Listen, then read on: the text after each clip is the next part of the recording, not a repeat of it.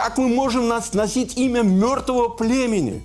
Кто такие крымлы, кто такие крымцы? Я в любом случае Хорошо. буду требовать от вас аргументов. Каждый народ должен носить и жить именем земли своей. И также я не согласна с тем мнением, что мы являемся крымцы. Но я еще не услышала аргументов в пользу этнонима Хрымлы. Меня, в принципе, мало устраивает характер дискурса на многие темы, которые происходят у нас в народе. Наша визия будущего, с одной стороны, нелегитимна, а с другой стороны, нелегальна.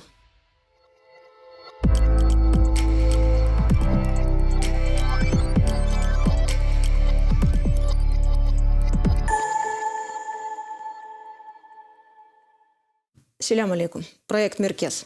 Сегодняшний наш выпуск посвящен теме, из-за которой стерта не одна клавиатура, разбиты сердца многих исследователей, но к какому-то единому мнению мы так и не пришли. В нашей студии Бекир Ага Мамутов и с нами виртуально Эльвира Ханум Кемаль. 29 марта 2014 года вы выходите на трибуну последней сессии Курултая и фактически дискредитируете идею этнонима Хрымлы. Такие обвинения посыпались в ваш адрес. Что вы скажете по этому поводу? Эту идею и эту проблему, она достойна того, чтобы ее выносить на каждую сессию Курултая, чтобы мы могли видеть гораздо более широкий, важный контекст, важный для нашего народа, связанный с проблемой этнонима.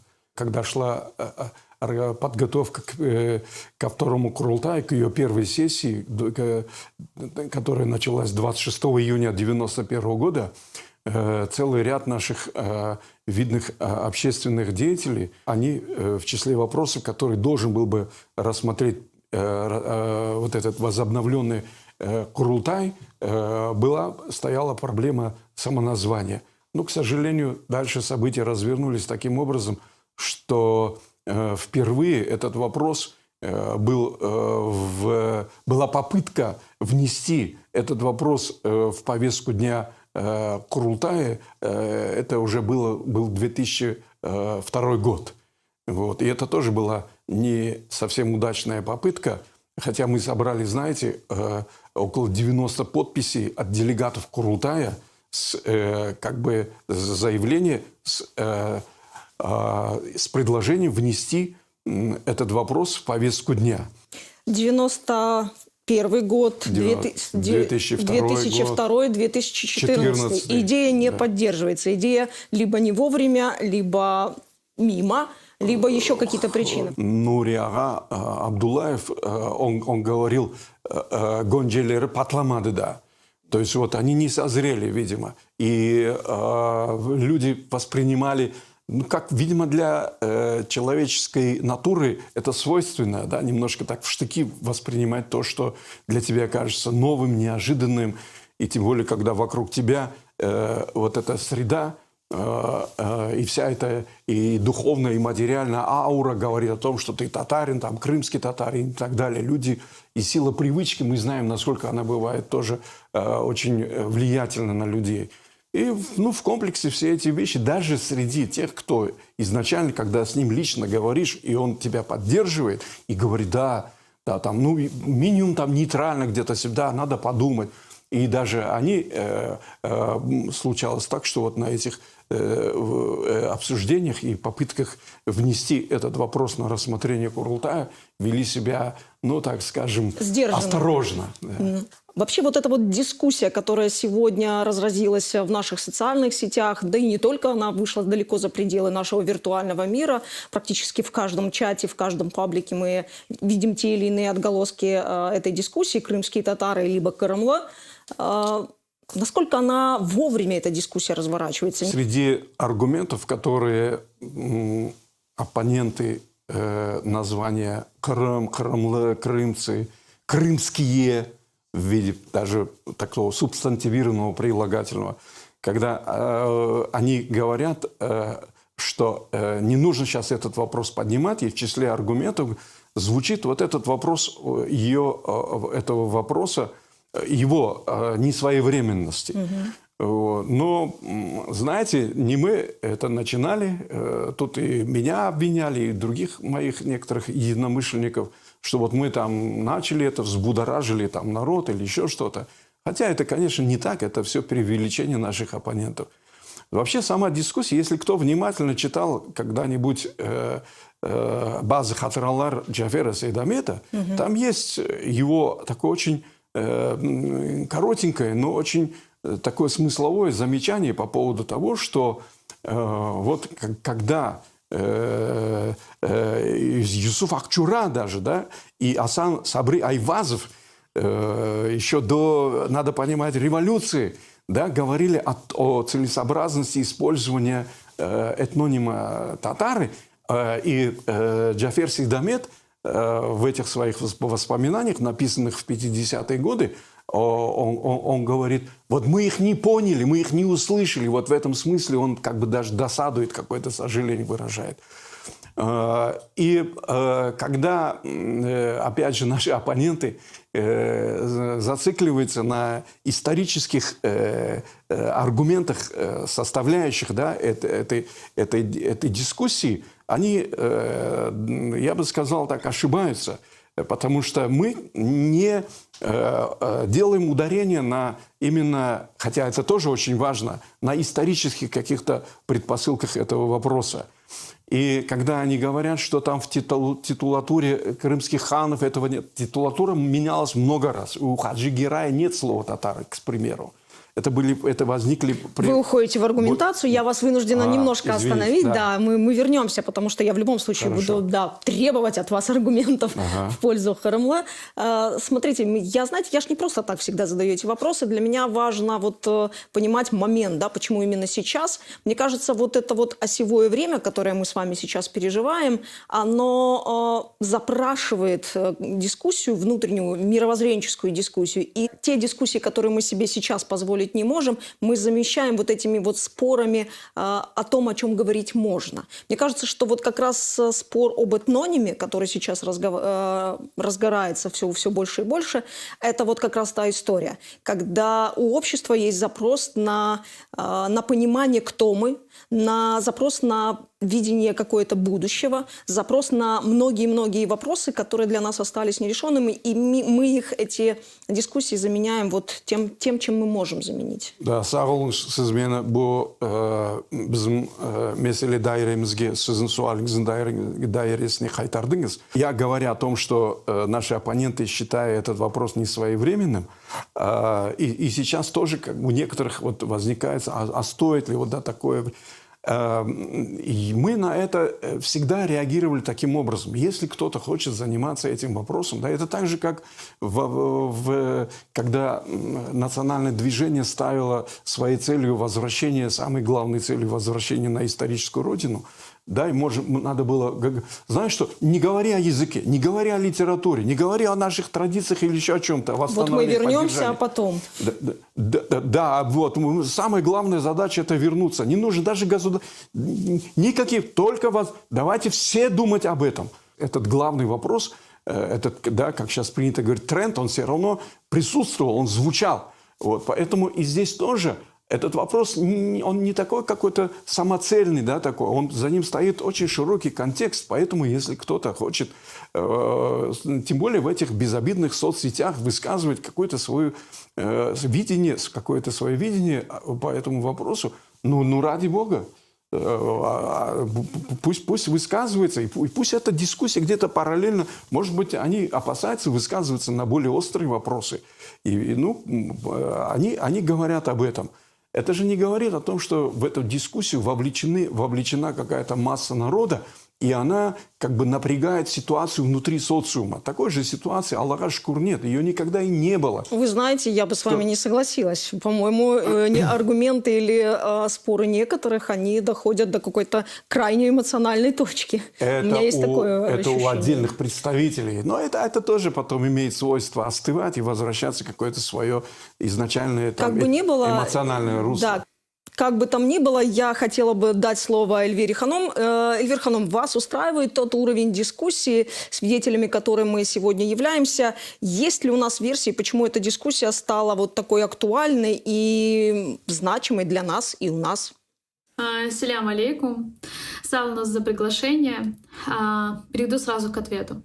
Честно признаться, меня в принципе мало устраивает характер дискурса на многие темы, которые происходят у нас в народе, потому что если ты придерживаешься определенного мнения, а твой оппонент другого, то завтра ты можешь стать практически врагом номер один для своего народа, для определенной группы людей, потому что мы очень часто бываем категоричными, и это большой минус. С этим нужно работать. Относительно дискурса крымцы, крымские татары, назовем его так, честно признаться, мне кажется, что за грани комментариев в интернете и за спорами за семейным столом дома особо этот дискурс никуда и не выходит. Хотелось бы, чтобы дискурс имел научный окрас, но думаю, что это маловероятно, потому что научное сообщество крымских татар в основе своей придерживается мнения того, что мы все-таки крым-татарлары, крымские татары, а не крымлы. Вот. В основном мнение о том, что мы являемся крымцами, поддерживают политики, журналисты. Вероятно, это связано с тем, что продвигается основной тезис, что якобы Российская империя дала нам это название. В определенной политической конъюнктуре этим очень круто манипулировать и дальше, основываясь на этом, выстраивать дальнейшие тезисы.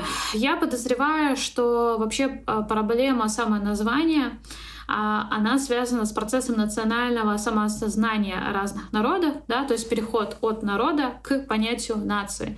Многие этот процесс, многие народы пережили, например, в начале 20-го столетия. Мы видим подобный дискурс, например, у поволжских татар.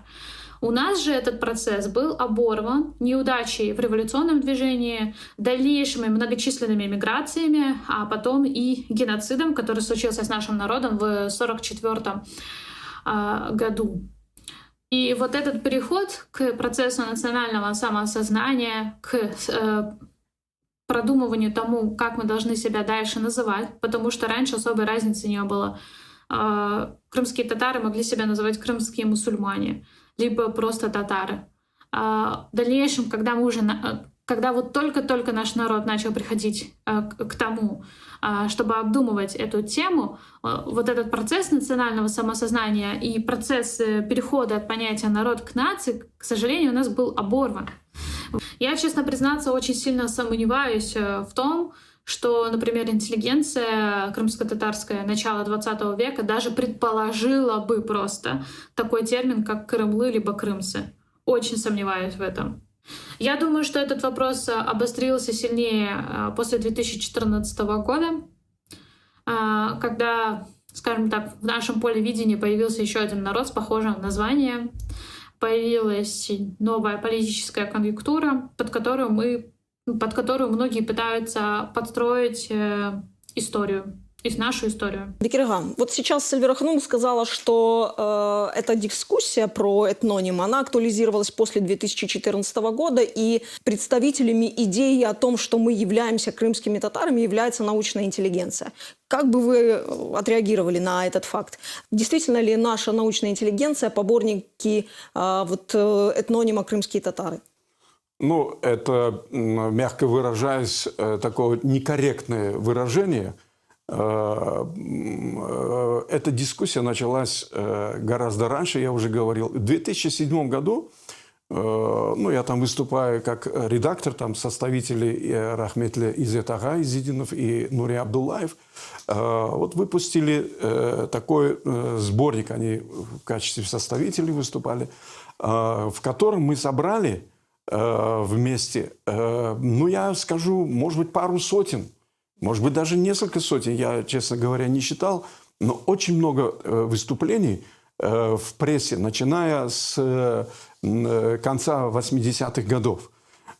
И я скажу, что эта дискуссия была очень живая, корректная, достаточно при этом острая.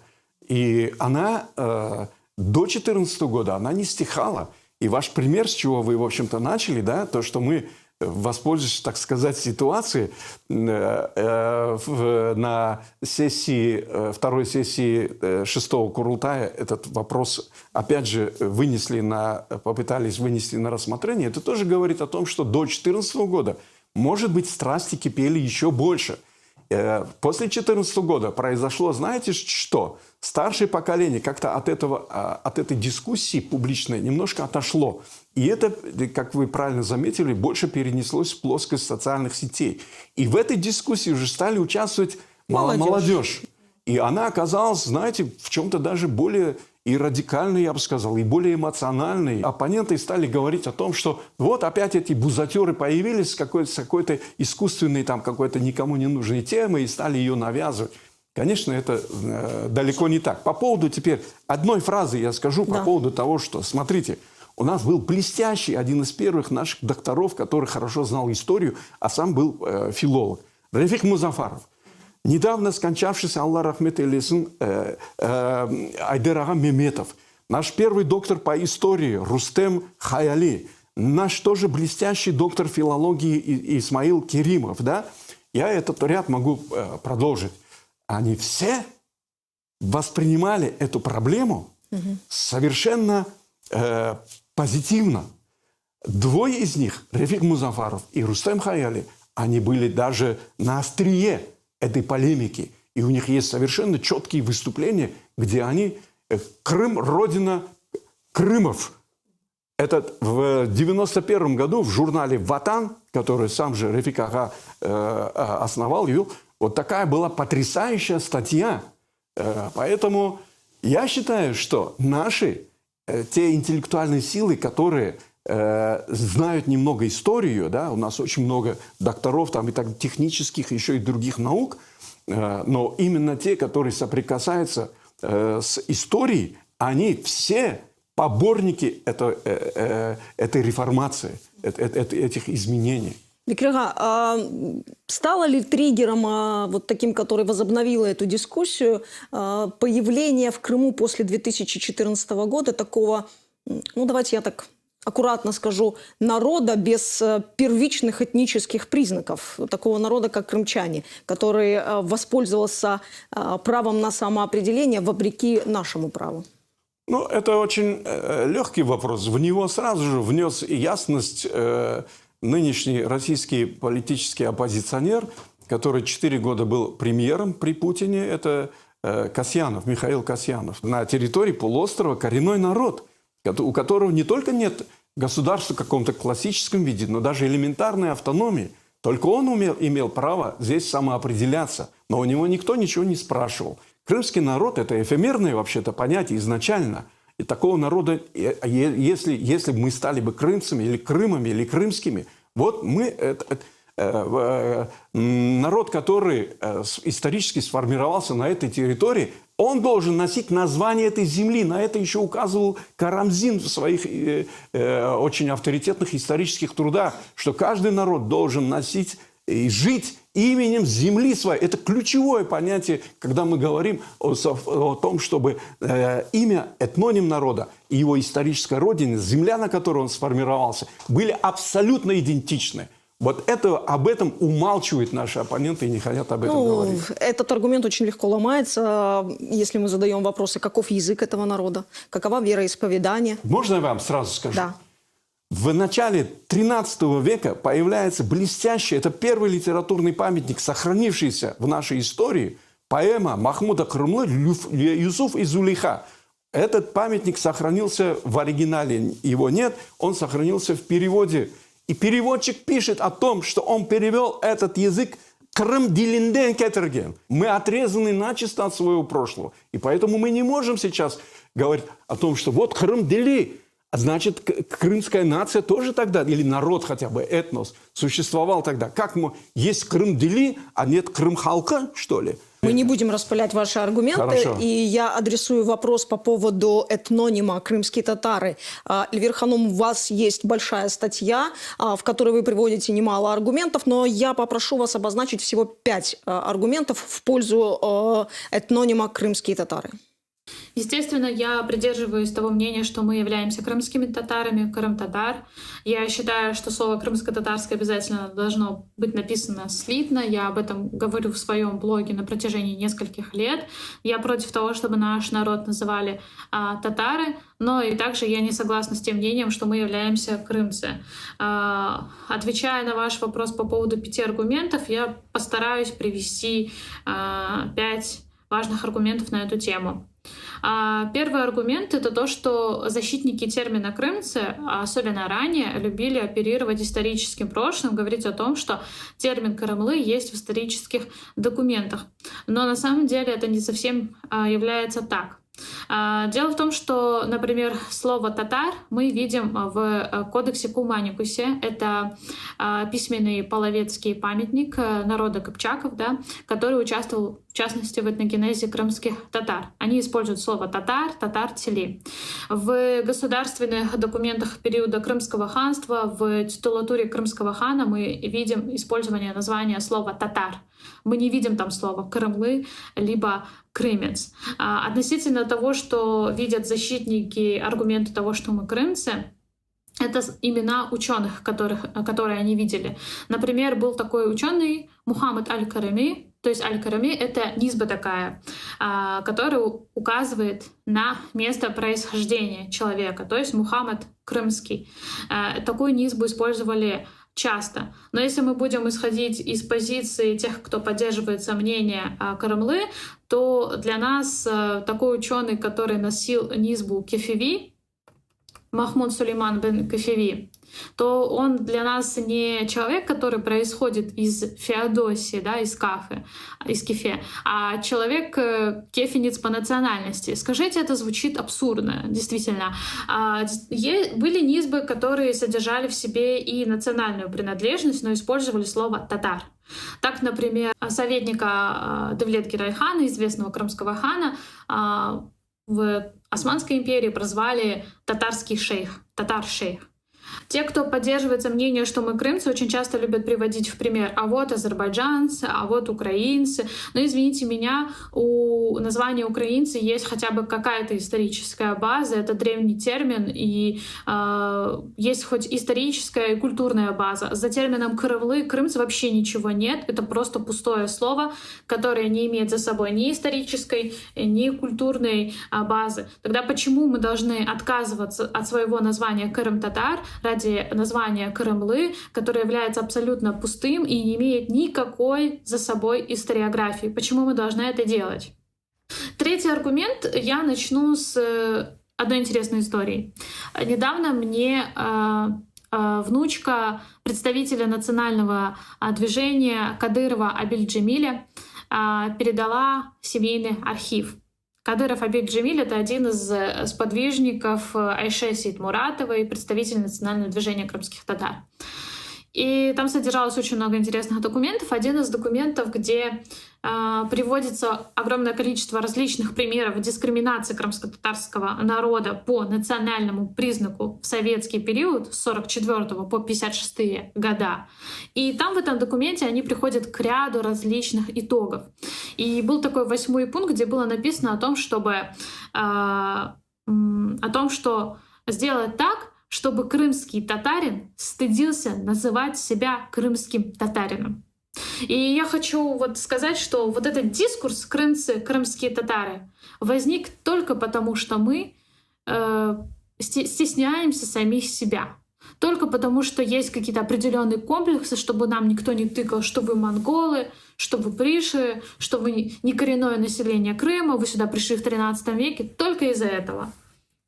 Четвертый аргумент. Если мы переименуем свой народ и будем называть себя уже не крым-татар, а крымлы, то мы просто отрежем себя от представителей крымско-татарской диаспоры, которых очень много в Турции, которых много в Румынии, США, потому что они даже не знают о том, кто такие крымлы, кто такие крымцы. Если мы переименуем свой народ, мы отрежем себя от старшего поколения. Если я приду завтра к своей хартанашке и скажу ей: «Хартана, мен крым татар дигил, мен крымлы», моя хартанашка скажет мне: Не знает, она не поймет меня. И вот это, наверное, один из самых главных минусов. Но даже если мы откинем все аргументы, которые я перечислила до этого, просто из позиции логики. Кырымлы, крымский, краймиян. То есть крымским может себя называть абсолютно кто угодно. Украинец, русский, еврей. То есть все, кто проживают, по сути, в Крыму. Если бы нас в Крыму было хотя бы 80%, например, и все поголовно владели крымско-татарским языком, и мы откинули все аргументы, которые я перечислила выше, окей, но это не так. У нас огромные проблемы с языком, и нас в Крыму не большинство. Поэтому использовать термин «крымский» опасно для нашего народа. Чох сағылыңыз, Эльвира ханым. Бекир аға, ваши 5 аргументов в пользу этнонима Хырымлы. Кто мы, крымские татары или все-таки Хырымлы? Я для начала приведу 2 ключевых аргумента. Один исторический, а один, который мы считаем, он очень важен, но не ключевой все-таки. Он уступает политическому аргументу. Кто такие вообще изначально в истории татары? Мы скажем, это монгольское племя, которое обитало где-то в каких-то окраинах пустыни Гоби, да, и которое соперничало с другими монгольскими племенами, о чем прекрасно во всех фильмах о Чингисхане и в 30-серийном китайском, и в 2-серийном Тимура Бекмамбета, и других фильмах, собственно, монгольских, этот эпизод, он расписан прекрасно. Есть 3 ключевые даты. 1196 год, 1202 год и, наконец, 1206 год, когда он по нынешним понятиям устраивает геноцид. И действительно, это было племя не только такое, как мы говорим о татарах, храброе, мужественное, стойкое там, и так далее, но они еще при этом были хитрые и коварные.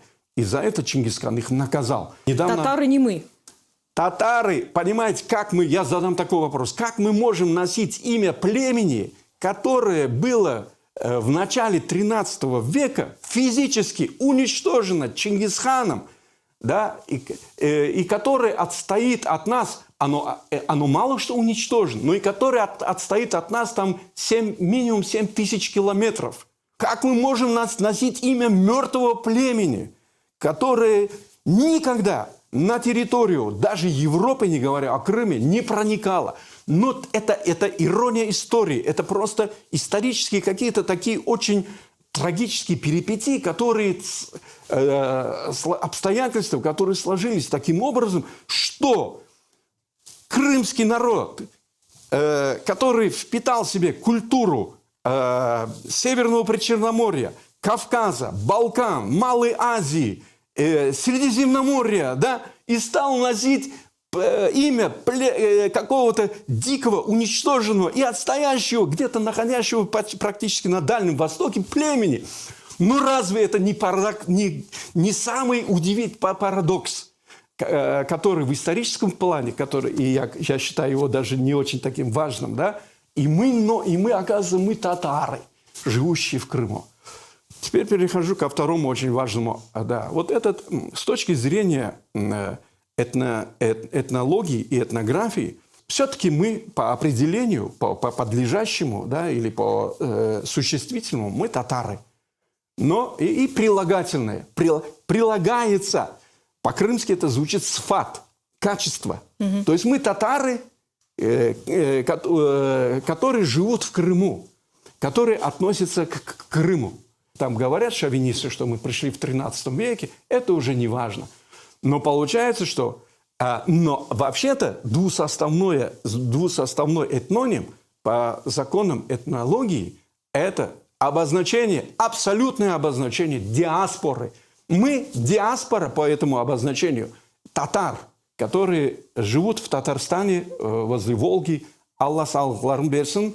Они молодцы, назвали свою родину Татарстаном, неважно, откуда это имя появилось.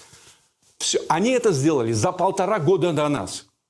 Татарская республика образовалась весной 20 года. Мы осенью 21 года. Они сделали это первыми. Мы повторюшки, извиняюсь, хрюшки. Поэтому нам категорически это надо было. Так, там есть, мы же... И тогда мы знали, что мы не родственники. У Гаспринского есть слова, которым он говорит, мы совершенно оригинальный народ со своей, ну, имея в виду относительно, да, этой территории, этой земли, своей истории, тем более государственности. И поэтому, когда, знаете, мы носим этноним, который с точки зрения этнологии является диаспоральным, да, так же, как еврейские эстонцы, да, как крымский русский пусть будет, да, вот это обозначение для людей и другой национальности, которые на нашей исторической территории живут. Те же татары. Их в начале 90-х, когда мы репатриировались сюда, ну, в 90-х годах, их было от 14 до 18 тысяч. Вот истинные крымские татары, то есть татары, которые живут в Крыму. И нам тоже называться этим таким словосочетанием, но это вот еще один такой очень, с нашей точки зрения, очень неправильный. Ни в каких, ни в этнологическом, этнографическом, ни в политическом, ни в социально-социологическом, ни в психологическом, ни в каком плане для нас абсолютно не подходящий. Бекир ага, вот вы сейчас привели примеры несостоятельности самоназвания или этнонима крымские татары, но я еще не услышала аргументов в пользу этнонима Хрымлы. Так, первый аргумент я уже назвал. То, что появляется Крымдили, да, в начале XIII века. Я немножко тоже буду исходить от противного. Я просмотрел... Они очень часто, наши оппоненты, апеллируют там к историко-литературным материалам. Да, и упрекают вас в отсутствии исторических аргументов. Возьмем двухтомник Ашиха Умера, который выпущен был в 2000, даже еще раньше, лет 30 назад. Пусть они там найдут слово «татар» и покажут мне. Вообще, если говорить об аргументации, мы их накопили около 20. Я их поэтому здесь повторять не буду. Есть книга «Бесхрымлар, мы крымцы», там это и аргументы, и статьи. Там очень много интереснейшего материала, который, и эта книга начинается с 2 цитат из Гаспринского, потрясающих, и заканчивается всеми любимой песней на слова рахметли нашего виднейшего поэта и писателя Рустема Али Миллетом Хырым, да. Теперь посмотрите все посольские книги, которые вот недавно стали издаваться, да, и вообще историческую переписку, исторические материалы, которые от нас утаивают, но которые сейчас вот потихоньку для нас показывают, которые скопились во многих архивах многих стран. Понятно, очень много в Москве и, может быть, более доступно. Материалы того времени русского архива, переписка, все, да, и что касается торговых, мирных отношений, дипломатических каких-то обменов, да, посольств и так далее, да, и кончая войнами, стычками, да, они называют нас и татарами, но очень много используют также крымцы. Вот. У нас это не сохранилось, потому что для нас название этнонима, да, и такого значения, и тогда еще не было понимания, что вот эти все, то, что в титулатуре отражается, татары, ногаи, тавгачи, черкесы там, и так далее. Есть другие вот такие, по нашим понятиям нынешним, да, какие-то этнографические или этнологические группы. Но Крым-то их объединяет. И хан-то называется не крымско-татарский, да, а крымский хан. И наше государство национальное называлось Крымским ханством, а не крымско-татарским. Поэтому понятие, да, Крым в связи с этнонимом, оно сейчас трудно сказать, когда появилось, в силу того, что мы уже с вами заметили, что наши архивы уничтожены, литературные памятники уничтожены. Но если посмотреть очень потрясающий сборник статей Эшрефа Шемизаде, он там рассказывает об Аших Умере, статью пересказывает, которая была опубликована в 1848 году в журнале, тогда потрясающем ведущем журнале России «Современник». Пушкинский современник, который продолжил Некрасов после смерти Пушкина через некоторое время. Феликс Домбровский. И он пишет, знаете, он пишет крымский народ, крымская литература, крымский... И Эшреф Шемизаде пересказывает это с восторгом. Берем Исмаила Гаспринского.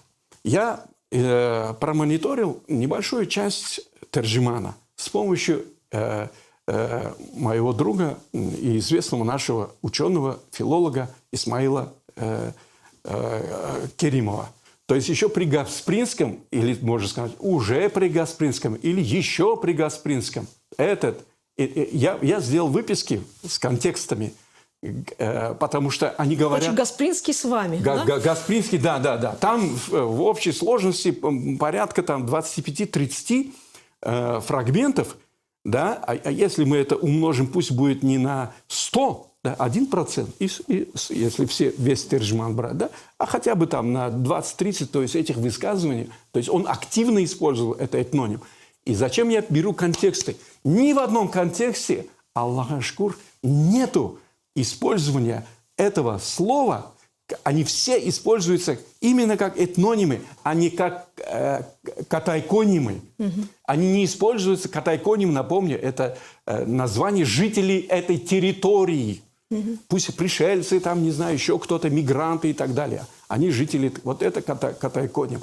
Он не использует это в этом смысле. Я думаю, этот разговор может продолжаться долго. И я уверена абсолютно, что вы приведете еще массу аргументов в пользу Харамлы. Но, вы знаете, мне всегда интересен вот сам момент возникновения той или иной дискуссии. И мне кажется, что вот сегодняшние наши споры про про этноним. Самоназвание. Про этноним, про самоназвание, да, являются частью наших рефлексий на тему идентичности. Да? То есть это часть поиска самих себя. Абсолютно согласна здесь с Эльвирой Ханум, она заметила тоже об этом, что это вот саморефлексия подобная. Да? Я себе редко позволяю здесь, в этой студии, говорить какое-то личное мнение, но в этот раз скажу, мне кажется, что вот эти поиски самих себя и вот эта дискуссия, она вот как раз-таки синхронизировались и во времени, и по содержанию. И если говорить о наших, так скажем, представлениях о самих себе, то, вы знаете, я припомню тут еще одну дискуссию. Носили ли крымские татарки хиджаб или не носили, покрывали ли голову крымские татары или нет. Так вот, эта дискуссия вписывается в наши представления о себе в отношениях с Богом. Да? То есть у нас была какая-то атеистическая история, у нас была история отхода от веры, вынужденная. И вот поиски себя в отношении к Богу, да, верим мы или не верим, как верим, насколько верим, это вот как раз-таки отражались в этих дискуссиях, как мне кажется. Это такие вертикальные представления о себе.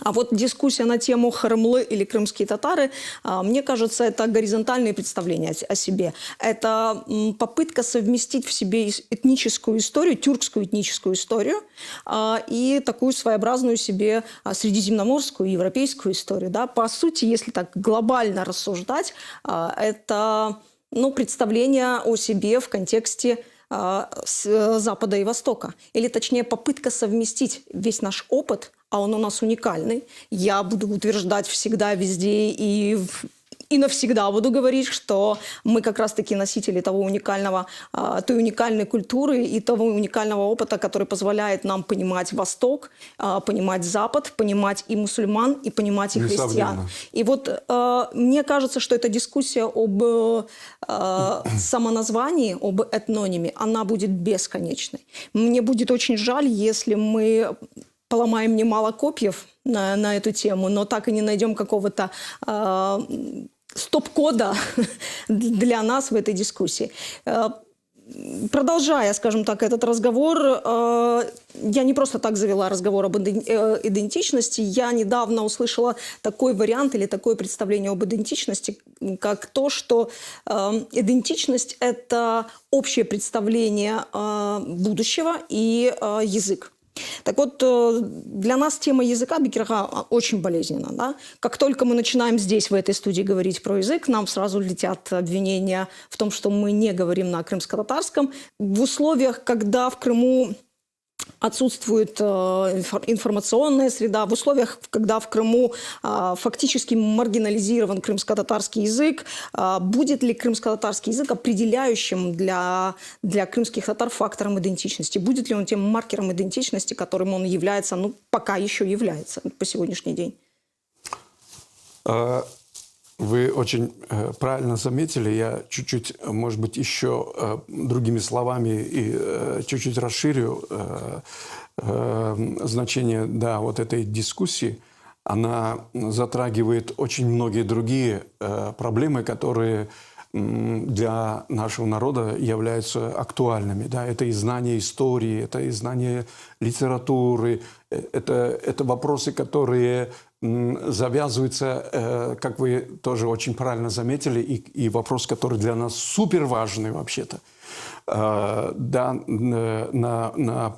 даже не столько на проблеме, на той стороне этой проблемы об идентичности, которая имеет какую-то интровертную направленность, да, сколько то, как мы являемся народу, на миру. Это для нас чрезвычайно важно. Мы сами внутри себя, мы как бы относительно самодостаточны. Нам именно не хватает, как бы, знаете, понимания того, что... Или мы живем с чувством того, что мир нас, к сожалению, не вполне понимает. Или какая-то часть его. Так вот, знаете, в этом контексте проблема нашего языка, ну, во-первых, она является, как показывает ситуация, сугубо социолингвистической. Да? Проблема состоит только в том, что насколько он широко или очень тревожно для нас узко используется. И поэтому это, с одной стороны, такой вопрос. С другой стороны, мы знаем пример языков, которые исторически когда-то существуя были стерты с лица земли, а потом их реанимировали, да, и это и тот же иврит, да, и тот же вот языки одного из коренных народов Ирландии. Вот эти примеры, те позитивные, они должны нас вдохновлять и не давать нам возможность, даже если останется несколько носителей там преклонного возраста, мы все равно не должны терять надежду. У нас масса литературных, исторических и прекрасных там публицистических, иных фольклорных памятников, да, которые будут на какие-то поколения более радикальные, более продвинутые, более, у которых это чувство идентичности и самосознания, национальной идентичности или этнической будет выражаться в более каких-то сильных формах, да, и содержаниях. Для них есть... То есть мы можем думать, что даже в какой-то момент наш язык стагнирует и деградирует еще до какого-то более низкого уровня, но есть надежда, что все равно он возродится, потому что есть прошлое. Мы за это время наработали за несколько веков очень хорошее это. Поэтому нам просто нужно продолжать работу, не оглядываясь, не проникаясь, не живя вот этими паническими чувствами, а думать о том, что нет, мы все равно этого добьемся. Мы сделаем так. Просто сейчас вот, да, такие условия. Вот об условиях, Багышланас, я все время перебиваю вас, поэтому сразу извиняюсь, да. Бахнас, 90-е годы, это абсолютно, я делюсь абсолютно субъективным ощущением, но 90-е годы я воспринимаю как, вот знаете, просматривая архивы. Переломный момент? Не то чтобы переломный момент. Я просматривала архивы наши, видеоархивы, и я слышала чистую крымско-татарскую речь. 90-е годы – это пример вот той самой непереводной крымско-татарской речи. Что произошло вот за эти 30 лет пребывания в Крыму, казалось бы, да? То есть у меня есть субъективное ощущение, что в ссылке проблема с языком или вообще ситуация с языком была гораздо лучше, нежели сейчас здесь дома, в Крыму. Что произошло за эти 30 лет, что с нами случилось, что, ну, по сути дела, знание языка или уровень знания языка деградировал. Несмотря на то, что мы пытаемся открывать классы, несмотря на то, что мы пытаемся возрождать как-то национальные школы, несмотря на то, что у нас есть институции, которые занимаются проблемой языка. Должны популяризацией, как минимум. Да. Что произошло? Почему за это 30 лет мы потеряли ту самую нормальную крымско-татарскую речь, нормальный крымско-татарский язык? Ну, вначале я вас чуть-чуть разочарую.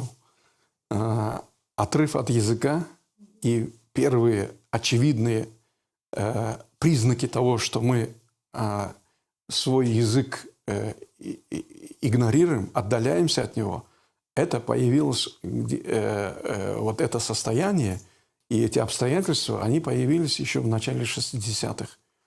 Когда вот, да, оттепель, все, разрешили учиться в там, высшие учебные заведения. И знаете, наша тогдашняя молодежь, наши отцы, там, да, матери, они, ну, это общеизвестный факт, что по уровню образованности наш народ был, этот уровень был очень высокий в Союзе, несмотря на все эти препоны, препятствия. Да? Вот я думаю, что здесь какую-то вот такую недобрую шутку, вот этот процесс резкого, на самом деле, резкого повышения уровня образованности нашего народа, он сказал, я вам скажу, что еще тогда большинство, я тогда был, конечно, там, ну, мальчиком, там, подростком, но вокруг меня это все кипело, я был свидетелем в Самарканде. И вы знаете, среда была, вот, на эти тусовки, эти маевки, эти там русская речь. Я не скажу, что она была абсолютно, но она доминировала. Так здесь, вот что случилось с нами за эти 30 лет? Случилось теперь уже здесь все-таки, я считаю, вот эта среда, когда нам нужно было, да, находясь в пропорции там, 10, там, 12, максимум 15%, да, коммуницировать с окружающим миром, оказалось, что некоторые прониклись вот опять же этими мыслями о том, что они их в себе, не сомневаюсь, подавляли, но все равно они проскакивали, и люди говорили, а мне, родной, мне же достаточно им пользоваться на разговорном уровне. Я же на нем не учусь, я на нем не постигаю премудрости этого мира и науки и так далее. Мне для деятельности здесь нету научного учреждения, не считая библиотеку, музея, там, редакции. Да? Везде там абсолютно доминирует другая речь. А нужно было, наверное, проникнуться теми задачами, которые формулирует и ставит именно социолингвистика. Как сохранить, как распространить, как укрепить и так далее. Вот этими вопросами надо было, наверное, озадачиваться. Хотя наша пресса занималась этим. Но наша пресса, она все-таки оказалась, ну, в силу своей вот такой немассовости, не повлияла. Нет, не смогла повлиять на ситуацию. Хотя она выполнила свою роль, так же, как там в Узбекистане, когда говорили, алу газет, чунки анда тілін, и многие потом говорят, білесізім мен біздің газетімізді оқып тілімізді огрендім, там как-то на какой-то уровень там вышел. Здесь тоже так, но это тысячи людей.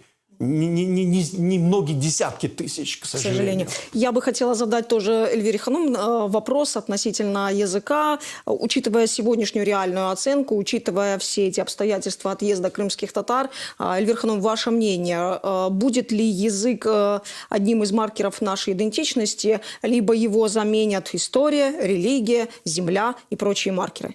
Из Крыма действительно на данный момент выехало очень большое количество крымских татар, причем в разные страны мира, по сути, это и Канада, это Европа, разные страны, это Турция, это Грузия, Казахстан, Узбекистан, то есть абсолютно разные точки мира. И, честно говоря, предполагать в этом варианте что-то очень сложно, вот, потому что у нас есть два варианта. Либо мы развиваемся, поддерживаем свое национальное сознание, говорим на родном языке и проживаем некоторое время в этих странах, потом возвращаемся в Крым и восстанавливаемся, либо часть из нас остается и растворяется этнически, да, через несколько поколений в этих странах. У нас есть два варианта. Я очень надеюсь на первый вариант и настраиваю себя на первый вариант. Скажу из своих личных заметок. Например, недавно я записалась на разговорный клуб по крымско-татарскому языку и заметила, что большая часть участников находится вне Крыма. Также я замечаю, что многие все равно стараются говорить на родном языке. Лично я, например, собираюсь в дальнейшем по мере усовершенствования родного языка переводить свой блог на крымско-татарский язык. То есть хочу сделать его двуязычным, потому что для меня это важно. Я очень надеюсь на то, что язык останется важным идентификатором для нашего народа.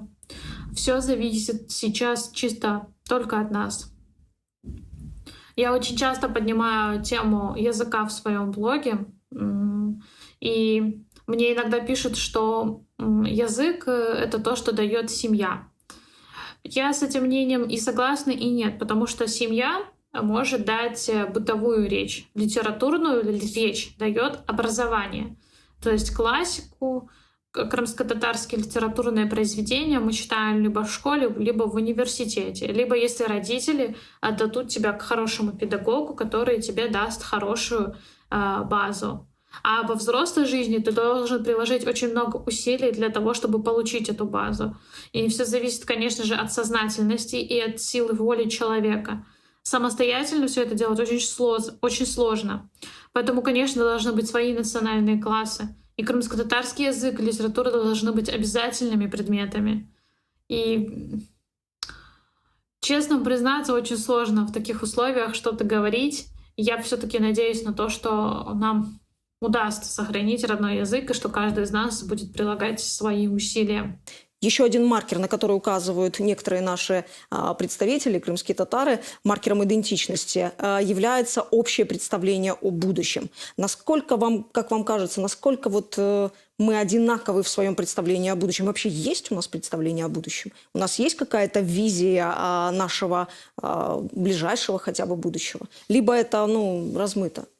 Вот одним из наших различий, я так скажу, нашей идентичности по сравнению с другими как раз-таки является выраженное и такое перманентное, если не сказать вечная мысль и думы, какие-то чаяния и жизнь этим будущим. Начиная, наверное, с того времени, когда Крымское ханство погрузилось в череду кризисов, который завершился известно чем. Да? Поэтому это у нас сидит в крови. И какая бы, понятное дело, да, вы представляете, чем должен был жить человек? Понятное дело, он должен был в июне 1944 года, оказавшись, как моя мама, как ваши родители, наши предки всех, да, под жарким солнцем Узбекистана. Он что, должен был забыть Крым и так далее? Поэтому в нас это сидит, еще раз скажу, как бы даже на генетическом уровне. Для нас это чрезвычайно важно. И это еще поддерживается тем, что мы не достигли целей, которые ставило перед собой наше уникальное и мощное национальное движение. Мы к этому еще не пришли. Поэтому я бы так даже сказал, мы обязаны, если хотите так, с одной стороны, мы вынуждены жить будущим. Для нас это необходимость жизненная, кровная, если мы думаем о том, что наследники, да, должны жить лучше, управлять своей судьбой и так далее. То есть в том будущем, которое мы изначально и очень давно для себя строили. Мы к нему еще, мы на далеких подступах к нему, поэтому мы вынуждены думать об этом. Хорошо, будущем. Тогда вопрос такой. Можно ли думать о своем будущем, если наша визия будущего с одной стороны нелегитимна, а с другой стороны нелегально? Тем более, любые сложности, даже это большая проблема, то, что вы сейчас назвали, и для нас это тоже часть нашей национальной исторической драмы. Но когда мы говорим о том, что выпало, вспоминаем на наши головы, да, и в нашей было национальной судьбе, там 70 лет, больше лет назад, да, и репрессии, и голодомор, и все это. Но сейчас, если тогда уже люди думали, понятное дело, хлеб насущный на первом месте, но все равно в каких-то, знаете, люди Так, особенно те, кто думает о народе, о его судьбе, то есть его какая-то элита, какая-то его продвинутая, его наиболее, как там Гумилев говорил, да, пассионарная часть, это обязательно будет жить, несомненно. Эльвира Ханум, обычно историки в своих прогнозах будущего весьма и весьма пессимистичны, но я все-таки попробую вам задать вопрос, каково наше будущее? Договоримся ли мы друг с другом, договоримся ли мы с внешним миром о нашей визии нашего крымско-татарского будущего? Знаете, меня все-таки радует то, что по большей части наш народ все-таки пытается во многих вопросах быть согласным друг с другом. Во многих вопросах большая часть народа сходится в своем мнении. Но также я прекрасно осознаю, что политическая конъюнктура очень сильно влияет на происходящие процессы. И, например, находясь в Крыму, я замечала и видела примеры культуры отмены, которая негласно существует в нашем обществе. И нужно сказать, что порой твои какие-то жизненные принципы могут быть важнее, нежели твой опыт и нежели твой профессионализм. Но несмотря на это, я думаю, что нашему народу удастся договориться друг с другом. Может быть, не со всеми, но я думаю, что в конце концов мы придем к какому-либо единому решению. Конечно же, не в теме самоназвания, потому что я уверена, что мы не сможем унифицировать данный термин. Вот мне почему-то кажется, что унифицировать это будет нереальным. Ну и финализируя, Бекирга и Эльвира Ханум, блицы. Бекирга, верить или делать?